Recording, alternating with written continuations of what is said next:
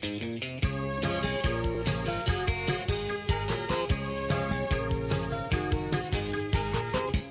Cheers! Welcome to Movie Bitches. Welcome to fabulous Bunt Island. Yes. The Jamaican coastline. Welcome to the expensive and fabulous set of The Sun Also Sets. $100,000 for a wave machine. The sun also sucks!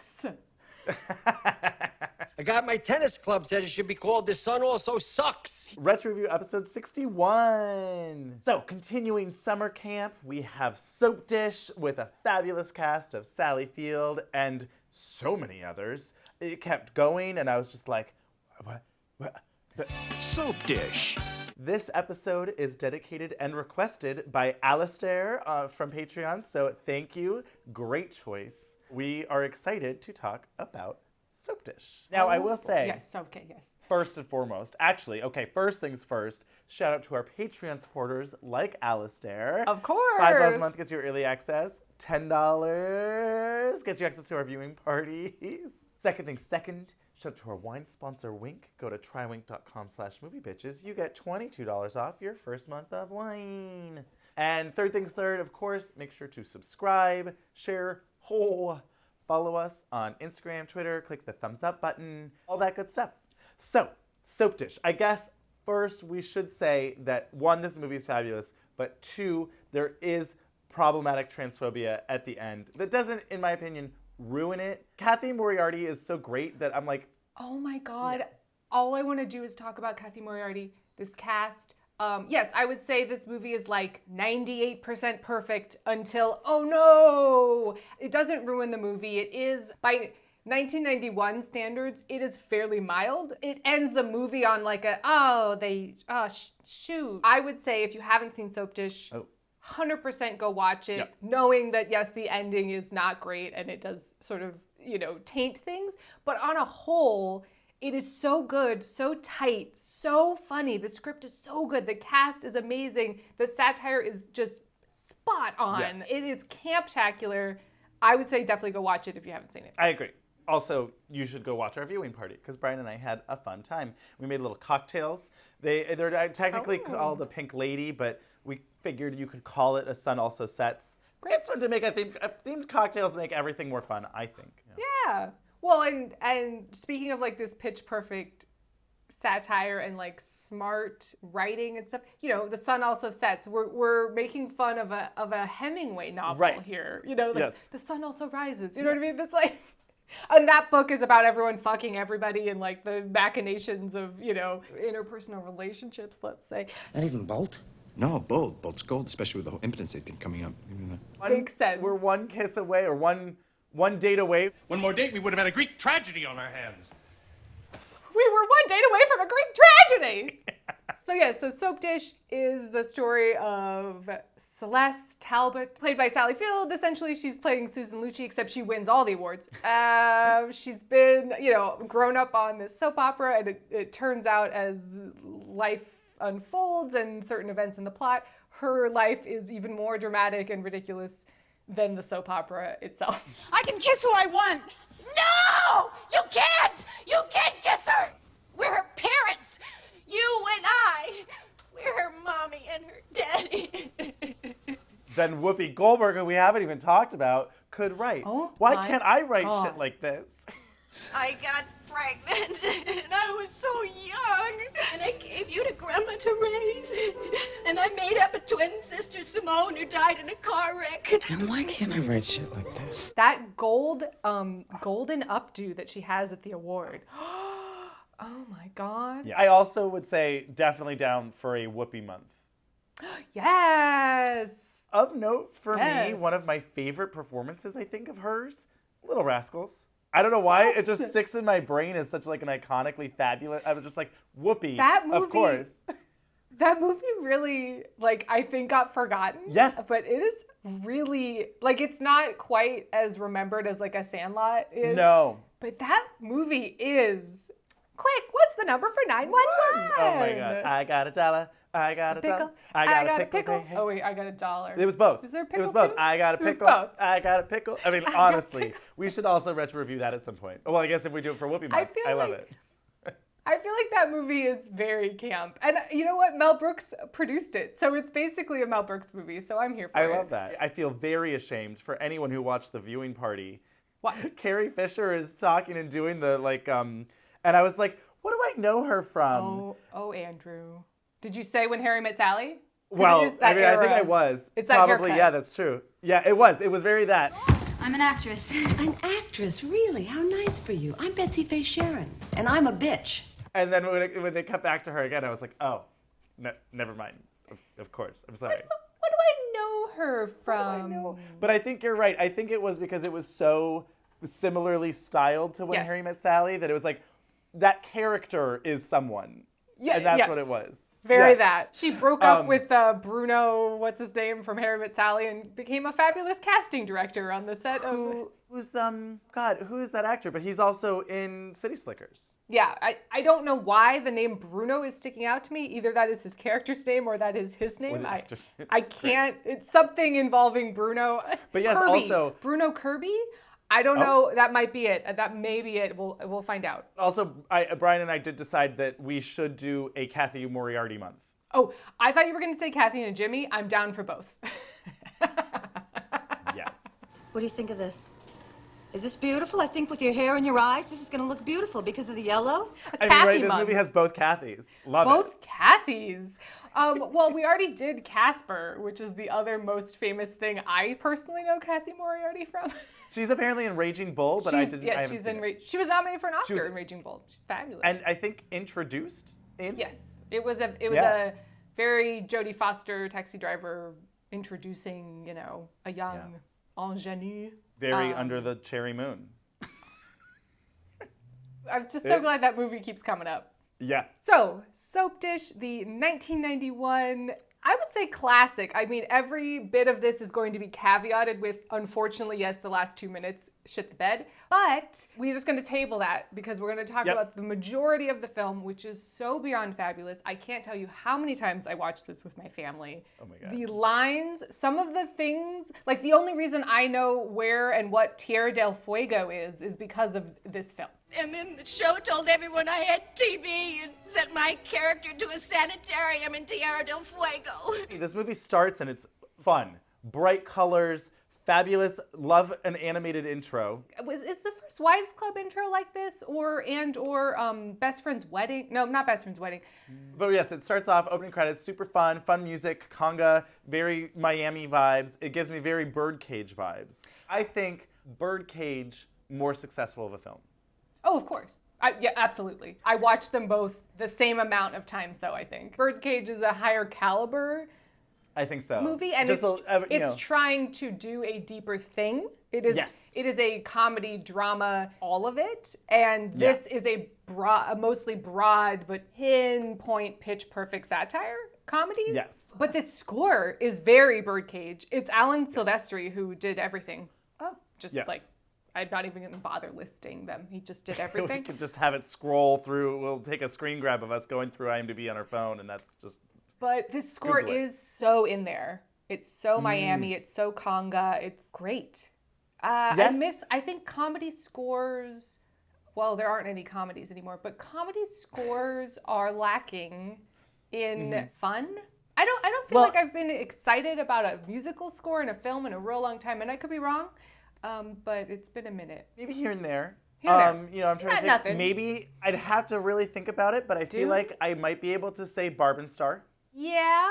I don't really remember the score, but yes. Not perhaps. as dramatically as this, but I do think if I went back and looked and actually thought about it, I'd be like, yeah, I bet a lot of this is good. But what was confusing to me about this, I guess about the score, was that I constantly felt like I was supposed to be in Florida. And the only thing that takes place in Florida is the dinner theater cutaway that's in Miami. Well, I think this like Tampa or within the world of the soap opera of Sun Also Sets, they're in Jamaica, and so it's supposed to That's be true. this tropical kind of like Caribbean vibe. Yeah. Hence our outfits. Hence, why we And are our backdrop. currently Yes. on the beaches of Jamaica. Getting ready to do well, not for me because they're homophobic as Right. a country, but Yeah.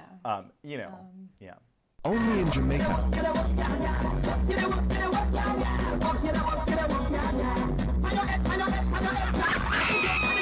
of, what was it, Jamaican homeless people. It's depressing. It's depressing. David, ever since you took us to the Caribbean, it's been Jamaica homeless people sucking soup. That's depressing and it's expensive. Gary fuck Marshall was just this coming plotline? in for the clinching every millisecond of his performance. That's depressing and it's expensive. 2 words I hate. You know the words I like?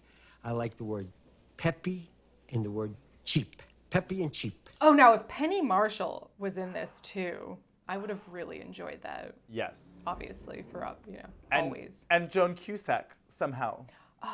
It seems like she should or would be in this, but Right? like she would be, I suppose, the Carrie Fisher part. Oh, Kathy that Najimy could work. part, maybe. or I'm trying to think of how old she would have been. Maybe she would Pretty be young. the Elizabeth Shue part.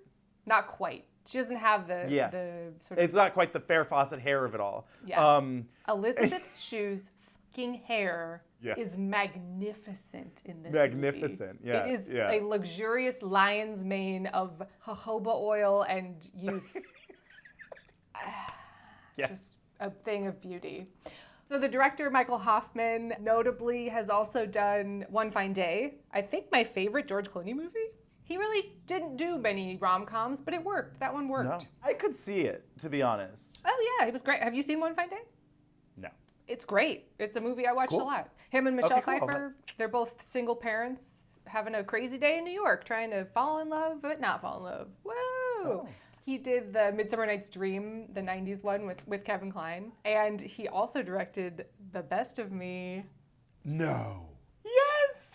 Oh boy. Maybe that's why we like that, because you know what? There's like a bit of camp to It it. had some camp. I think the score really does add to the camp of it all, where it's fun and vibrant and It's a poppy. separate character. It is like is. a bitchy commentary track.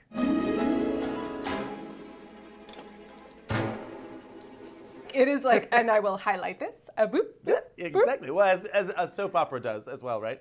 But also the vibrant colors of it all. I think I ended the viewing party and it was just like, you know, my one musing on this is camp is very importantly tied with color. What did we say about House of Gucci? I mean, Honestly, just right, turn that up and it would have made it so much campier. But you could see the bright colors. She's in that bright red dress, Sally Field, and you're just like, yeah, like so many things. My eyes are feasting on the saturated colors, and I love it. And it just Yes. gives stuff more to chew. It's like the scenery is more chewable when Yes. there's color. I genuinely don't know what's happened and why people are resistant to showing colors these days. I am baffled by this decision. Even a movie like, did you ever see The Florida Project? It's that No. Sean Baker movie. He did Tangerine. That movie on paper is a depressing film, but it has these really rich colors, interesting set pieces, things that bring you through so you're not so incredibly, horribly fucking depressed. And it for me at least, makes me engage with the movie more and the characters more. I'm like, okay, this is sad and horrible, but like, I'm visually engaged as well. And so I'm not just sitting there going, oh, life is misery, I just think that it could be utilized more. Well, speaking of costumes and colors, the costume designer, Nolan Miller, did all the costumes for the entire original run of Dynasty. Of course. I love it. Of course. He also did Love the it. Colbys and Models Inc. Remember Models Inc.? No. Oh yeah, you weren't allowed to watch soap operas as a small child, and I was. didn't have, yeah. Oh my God. I have very limited actual soap opera, like, viewing experience. Apparently, But Brian and I were inspired by this. We were like, we should watch Dynasty, at least the original. I know you watched both now, right? I have not watched all of both, but I have watched both. The new one Okay. is fun and bingeable and crazy. The old one is more fascinating as a time capsule and bingeable and crazy. And the outfits are better. The outfits are better in the original, obviously. But yes, he did the costumes for all of those soap operas. So like it makes, it's such a perfect choice. Oh my Oh, God. the costumes are such great. a good choice. One of the writers is Robert Harling, who wrote the play Steel Magnolias and the movie. Right. That was before this. So he already had a rapport with Sally Field. He also wrote the screenplay for First Wives Club. So like everything's coming together. Everything makes sense. Yeah. There is a lot of similar vibes and things and like, yes, Fabulous okay, I get women being fucking fabulous. Or if not, I mean, I guess Kathy Moriarty still is being fabulous, but she's being like a fabulous, campy, silly villain that I love. Oh, I mean, do I wish they had cast her as Cruella de Vil? Yes, I do wish that had When happened. she comes in that outfit, it's very like 80s Cruella, and I love it. Celeste Talbert is a menopausal hag. Let's see more of Montana Moorhead. What are you looking at? I've always loved Kathy Moriarty and really wish she had gotten more work. She's great. Yeah. It's not too late. Oh, no, I mean, I hope, I don't wish this on anyone, but I hope Ryan Murphy resurrects her career and brings her back to fabulosity. It's great. Yes, I agree. But the other screenwriter, Andrew Bergman, wrote The In-Laws. Serpentine! What? Serpentine! Serpentine! Serpentine, Shelley, Serpentine! Oh, Serpentine. Okay. He was one of the writers, many in the writer's room for Blazing Saddles. He wrote the screenplay for Fletch. He randomly wrote the screenplay for Striptease. Again, a campy Florida film. Florida, colors, music, life. Ah, new print. Little, yellow, different. Anyway, suffice to say, the lineup of the cast and crew is absolutely fabulous. I mean, this cast, is literally catnip for Avaryl. Oh, I was gonna it's say. just this is one of those movies that informed the catnip of it all, right? Like, because I watch this movie all the time, I'm obsessed with Kathy Najimy. Various things like that. But I love that this is your Kathy Najimy. Like, what do you know Kathy Najimy first from? I think it's this and not Hocus Pocus. I think Hocus Pocus was later for me. Interesting. I think for me, it's Sister Act. Honestly, 2. Sister Act. Yeah. 1 and 2. 1 and 2. Yeah. Well, speaking of nuns, because there's a funny connection, right? So we've got Kathy Najimy, but then there's that shot of Sally Field and Whoopi Goldberg in the cafe with the nuns, and it's like the flying nun, Sister Act. We've got nuns. Nuns abound. Also, though, there was that old-timey picture that they found of her and Kevin Kline, in a, he's in the old-timey paper or whatever. And didn't it seem like that was her Gidget picture? It was. Okay, great. This might be my Kevin Kline intro, too. I'm trying to think what would have been sooner. I think I watched French Kiss later. I watched In and Out later. I watched Dave later. I watched Fish Called Wanda later. I think this is it. Yeah. Wow. That makes sense. This is where my Robert Downey Jr. obsession began. Did you have this one? I and Heart and that. Oh, I loved Robert Downey Jr. because this Heart and Souls was a big one. Speaking of Elizabeth Shue, I had a big thing for Robert Downey Jr. in the 90s. I mean, I get it. He's quirky, Only You, and charming. He was that funny, nice guy who's funny and nice. But I mean, not in this, but kind of. He pulls off schmarmy asshole in a way that you're I still like him. Yeah. I don't like him, but I still like him. Right. Yeah. So, David! The way she says it, David! Great. That is almost as iconic to me as Kevin! Now, Catherine O'Hara in this movie. Yes. As I Moira don't know Rose. I'm from London. I was one of 2 identical twins. Tragically, I was snatched from my crib at birth by Russian mobsters. Will say, I love Sally Field. Do not get me wrong. Fucking love her. This movie really put it in perspective to me that she only has a limited yet fabulous range where, her soap opera acting was basically just her, and the whole time was basically in this. The whole time you were... The whole time? I would say her comedy acting is very much a thing that she does. And her because have you seen Norma Ray or is it Pieces of the Heart or Places in the Heart? The one she won her other Oscar for? Right. It's different. Sure. But I did make that connection of that repeating high-pitched, on the machine, Rose, Yeah, on the the machine. On the machine.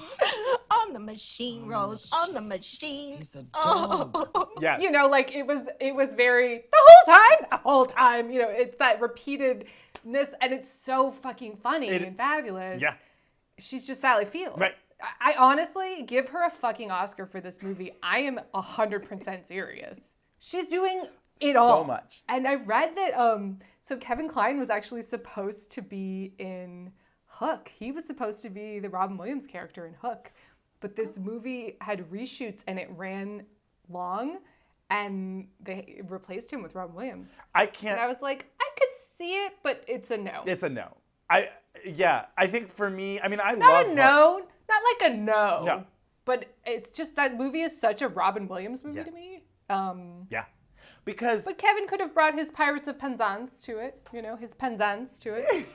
his Penzance pants. Yes, I agree, but it would have been so different. And Robin Williams has such childlike charm. Yes. The Patch Adams of it all, the Mrs. Doubtfire. Yes, very that. There's a way that just is then so Peter Pan-y. Very it just, that. I couldn't imagine it any other way. I understand. I'm here for a Hook retro review at some point. Rufio. Literally, all I remember from Hook is that it was long. Rufio. Yep. They ate a bunch of colorful cream pies and threw them at each other. That's part of the Rufio And food fight, yeah. Julia Roberts had a Tinkerbell wig. The Tinkerbell wig. These be the things. Yes. These be the things I remember about Hook. That's And Bob Hoskins. Bob Hoskins is there as Shmi. Oh yeah, that's right. It's coming back to me. Yep. It's coming back Yep. to me. Dustin Hoffman is Captain Hook. Uh-huh. Yeah. Glenn Close shows up in drab. Yep. Okay, that's it. I'm out. That's about it. Yeah. You know, yeah. The little boy from Hook is in something else Oh, yes. that I watched a lot of. We can cut this, but But now I want to know. he was in something that I watched like a lot.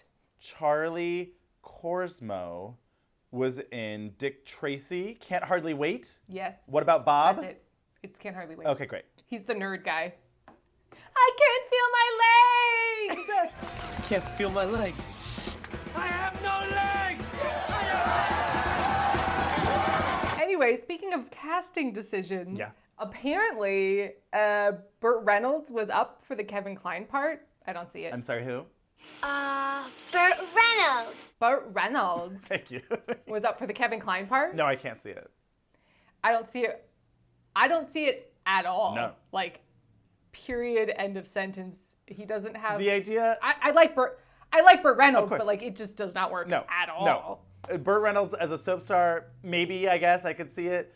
Burt Reynolds as Billy Loman. I mean, obviously, it's like a sad Billy Loman, like in a dinner theater. Willie? Willie Loman. 5 minutes, Mr. Loman. Don't call me Mr. Loman. My name is Anderson. Sad dinner theater, out of work actor. It wouldn't work at all. No, it's a no. It's a no. But one last casting last minute decision. So speaking of how fucking great Kathy Moriarty is, it was supposed to be Gina Davis. But she did Thelma and Louise instead. I don't see it. It's a no. Kathy Moriarty is so physical in her humor and her She's characterization. The things she does with her mouth, my her God. hair, her voice.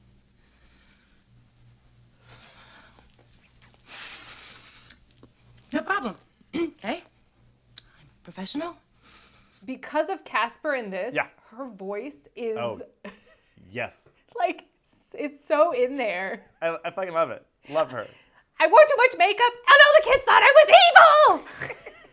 I had no friends, all right? I wore too much makeup. All the kids around me thought I was evil. Now look at me. David, I cannot be the villain forever. I'm sweet.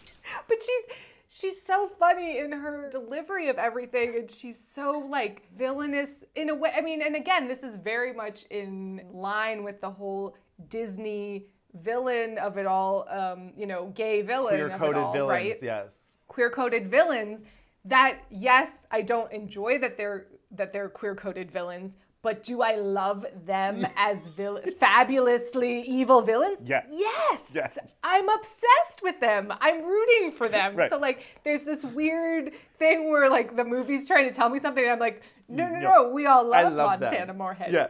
I want her to, like, yes. Yeah. That's yes. But yes, we're at the daytime Emmys at night, and these fake clips. Oh yeah. Well, now I own the company, and you're all fired. And another thing. You're all fired. I own 51% of Right. this company. Yes. That was such a 90s thing, the like award show fake, fake clips, or like the Jay Leno cameo commenting Sure. on celebrity. Like Uh-huh. that was such a 90s thing. Like we were so obsessed with celebrity and award shows, and like that was just the height. Yeah.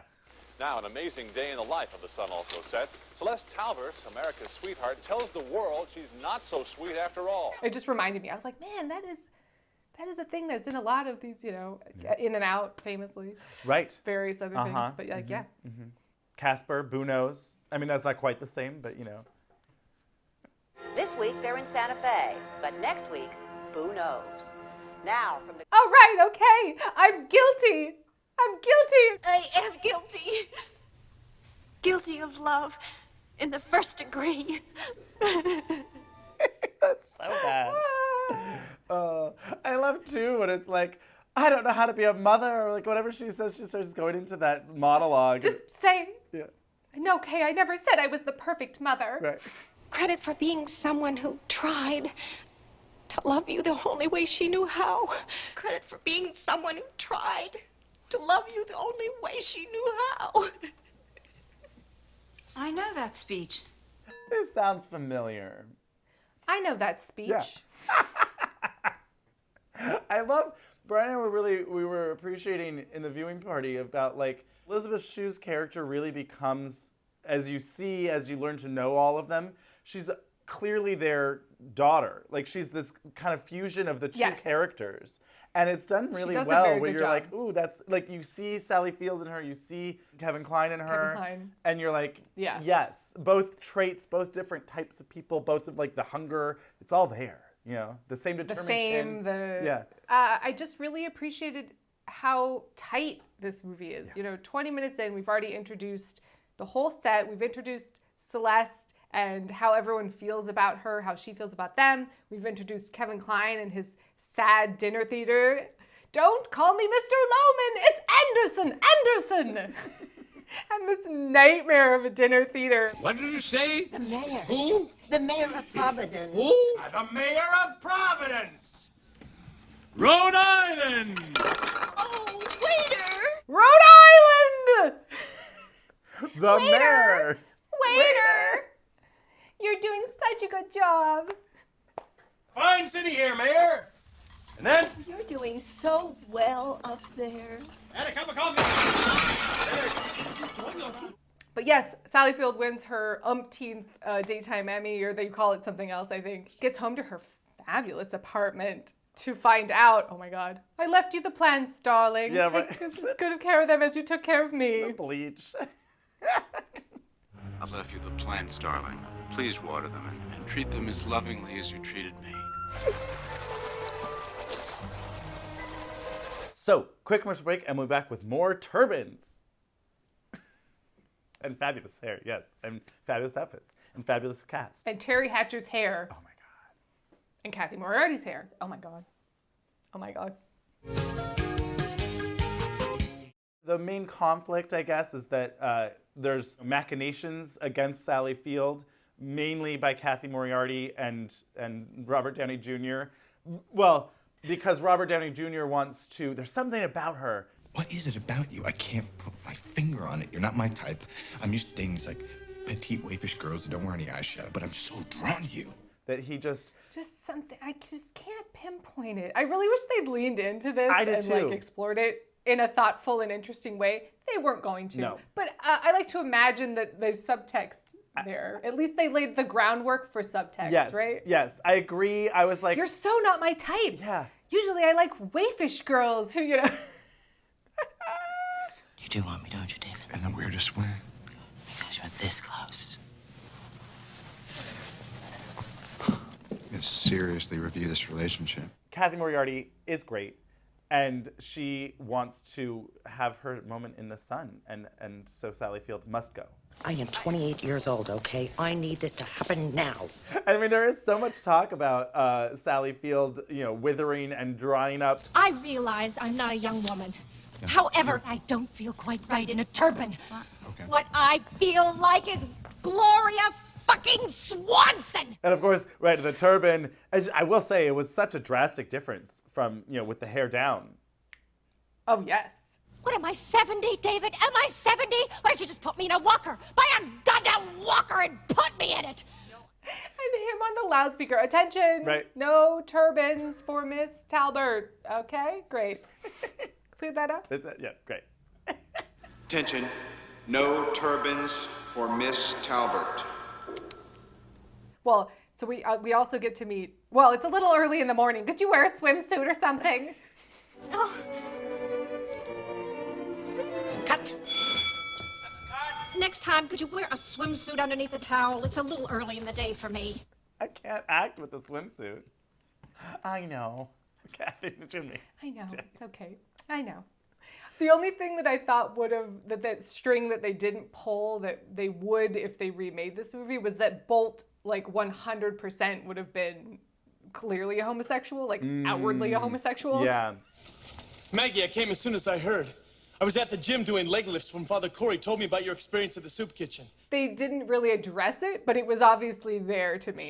Sure. What's going on with Bolt? I don't think I really care, but that would have been a string to pull, I felt. Sure, you could add a little bit more nuance to the story and the soap opera and the hidden personalities of it all, right? Ooh, what do you have to hide in order to succeed? All of that, sure. And poor Tawny, Kathy Najimy, just taking all of her abuse in stride. Yes. For when Blade accidentally shoots a Contessa? What do you think of this?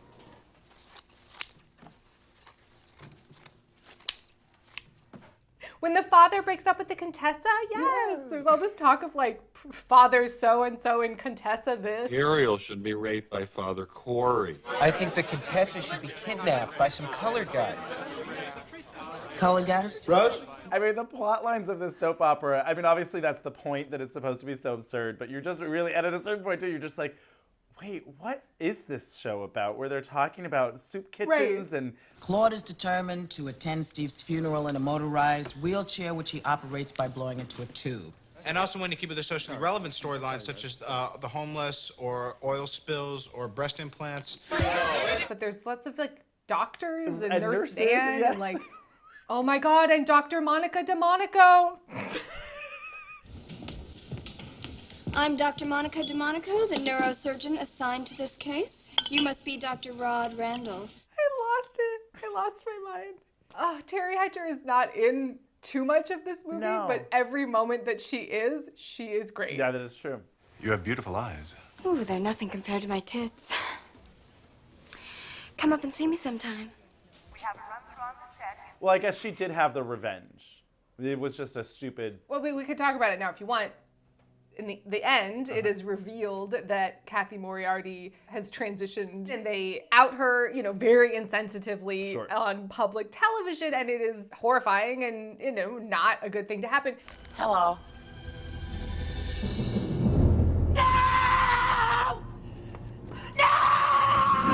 But I would say in the context of soap operas, this twist, this satire of this kind of twist, totally fits and it makes perfect sense. Yes. So while I don't appreciate how all of the characters then basically are shun you, get out of here. Right. She's a boy.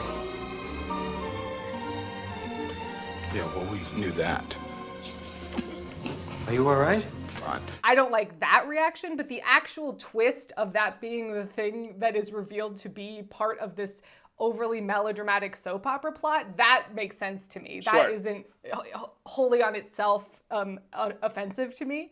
But yes, I don't appreciate that then at the end it's like, and you're reduced to doing dinner theater and now you're Milton again. It's just like, oh no, that wasn't, oh no. Yeah. That's too bad. That's, Yeah, a little bit. That just didn't stick the landing, movie. Part of the reason I'm enjoying rewatching old Dynasty so much is because of just the like wild, inappropriate things that happen. Like just that you're just like, oh, this would never fly.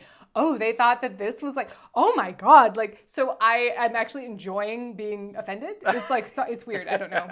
I'm like, oh my God. Like, that's crazy. Cause like, I'm not giving it power to really hurt me today. It's so old. It's such a different time. It's, all of it. So like, I can't judge it with today's lens. Right. So there is something really fun about being like, what the hell? Can handle it. Are you going to be able to handle it when I bring up Ted Denard? This won't be considered simple assault. It'll be homosexual assault. Whether you hit that man, and reason or not, you're going to have to answer for it.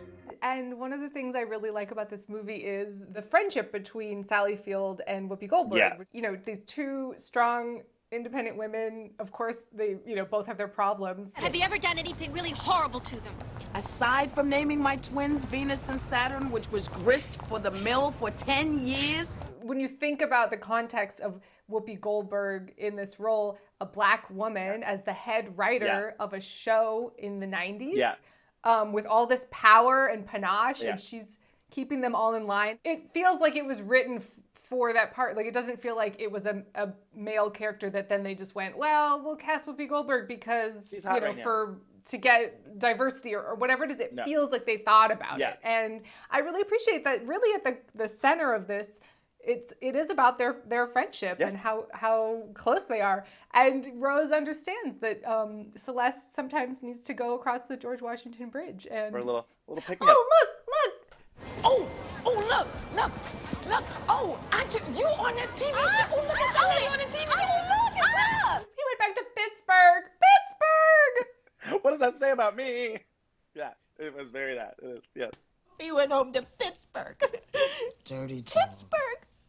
Does that tell you anything about my appeal? I mean, everyone's flawed, which I enjoy. Yeah, that's a good point.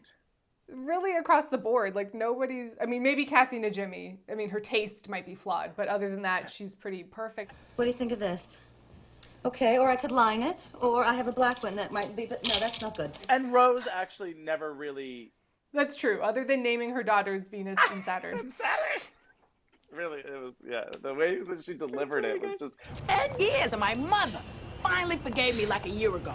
But she keeps bringing it up at public holidays. I think what's fun, too, is that, like, across the board, the physical humor of everybody is on point. Not just Kathy Moriarty, but, like, Sally Field, of course. Everyone. The physicality. Yes, everyone's the physicality. Living... It is so important, and I feel like we don't see that much these days, of, like, physical humor in comedies. I mean, like you said, what comedies do we see these days?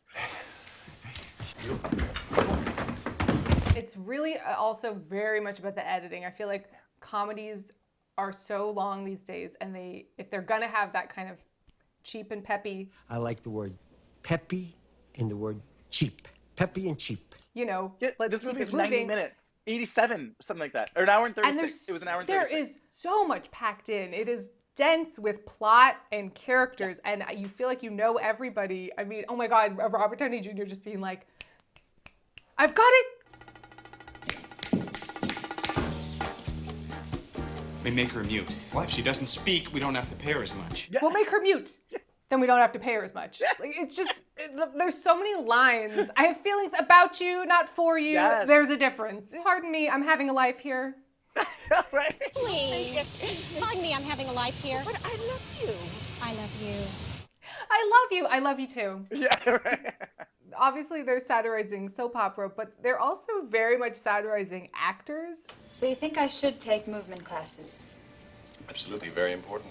At that lunch that him and Elizabeth Shue were having, they're both wearing black.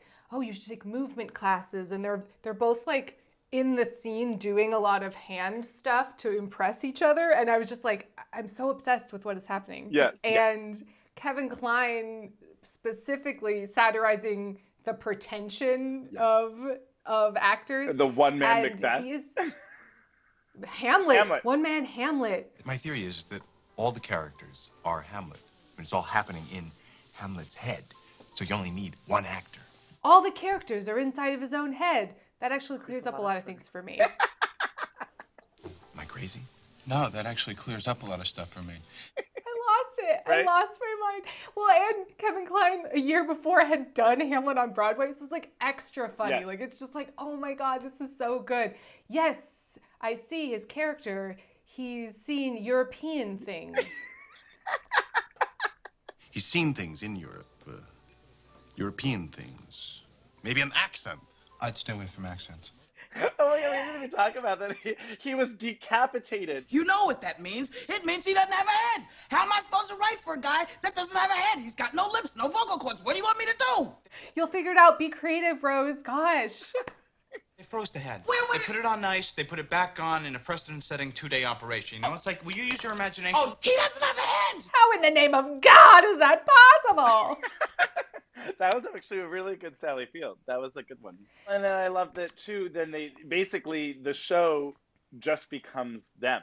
They're like, well, this is selling. Like, everyone wants to watch this. So here we are. Like, not the final episode, but whatever it was. I guess it was the season finale or whatever, where, you know, they've all given their ultimatum. Either they go or I walk, or whatever it was. I think I'm on the verge of a nervous breakdown. Yeah. I'm on the verge of a breakdown. I'm on the verge of a nervous breakdown.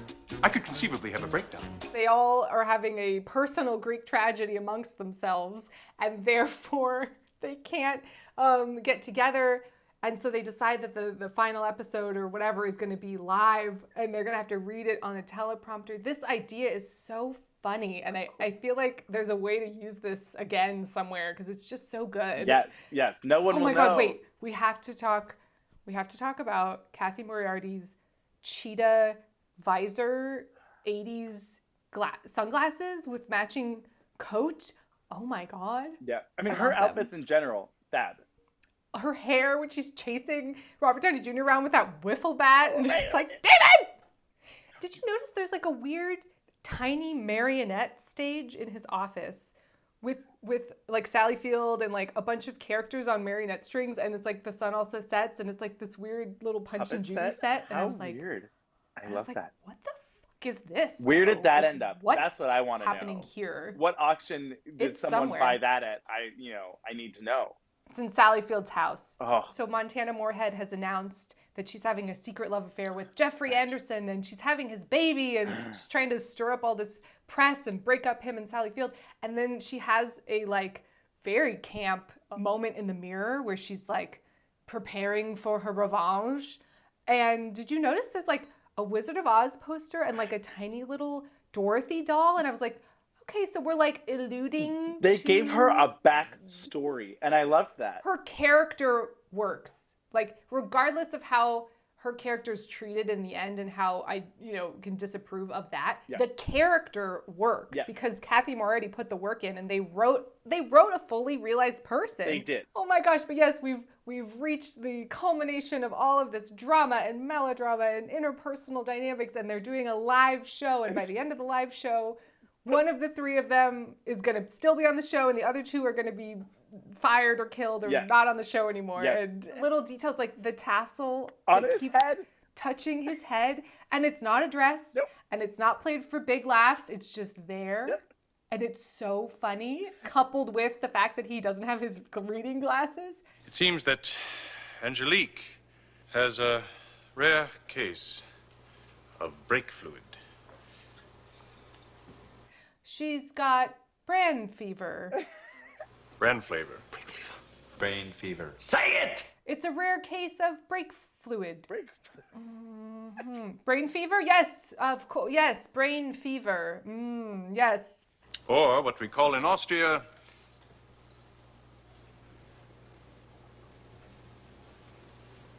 Kapfergeschlagen. Like, it was one of those instances where the bit keeps going, but It just piles on and is funnier, and like the fact that Nurse Nan shows up with just like an ether mouthpiece and a hacksaw. It's impossible. I haven't any tools. Voila. Well done. Don't worry about it. Take my brain. I don't need it anymore. A brain transplant. But it's far too late to find a suitable donor. I'm the donor. Take my brain. This is a very serious surgery. You will no longer have a brain after it. I know. What do I need it for? So yes, Sally Field is going to sacrifice her brain to save the mute, deaf Lori. But then she's not mute anymore. Who's also in a wheelchair inexplicably. Like that was never right. Like because she wasn't when she was going to attack her in the soup line. She was anyway. It's just like of course. Yes. And also she's in a wheelchair. Yeah. Let's just keep adding on to like of course. Of course. Of course. Of course. Of course. Of course.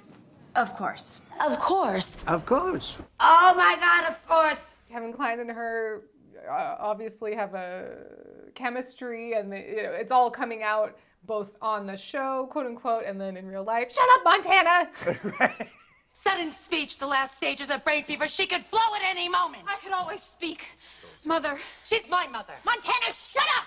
And we get the big reveal that on top of everything else, that Whoopi Goldberg and Terry Hatcher come out because, Montana's been such a villain that they're going to now out her as Milton Moorhead.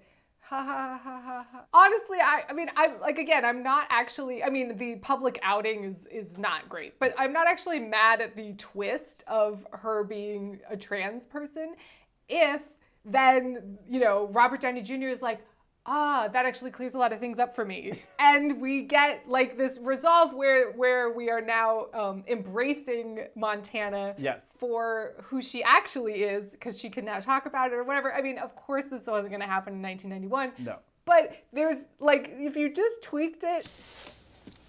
David? Milton? Like there's that scene, that really brief scene where she's like, David? And he's like, Milton? And you're like, yeah.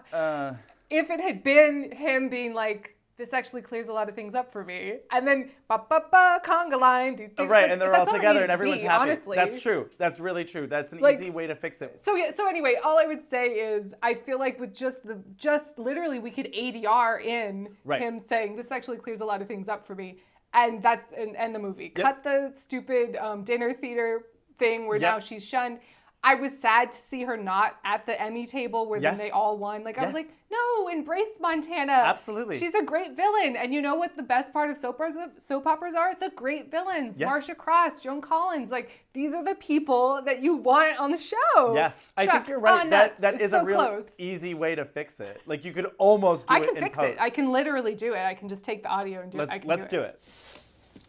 David? That actually clears up a lot of stuff for me. Oh my God, we saved the movie. We fixed it. Yay. So anyway, cheers to this, like I'd say, what did I say, 98% perfect movie. And we possibly fixed it in post.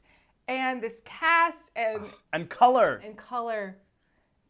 Yeah. That's all I really want, honestly. If a movie's full of color, I am 50% more likely to enjoy it, honestly. True. That's why I'm such a big fan of Brian De Palma. One of the main reasons. There you go. Love it. Anyway. Cheers. To summer camp. I'm excited we got to talk about this. Thank you, Alistair. Yes. And cheers to summer camp. Let's keep it going. Woo. Look, I don't care what Tawny Miller says. This hat makes me look like that goddamn Tweety bird.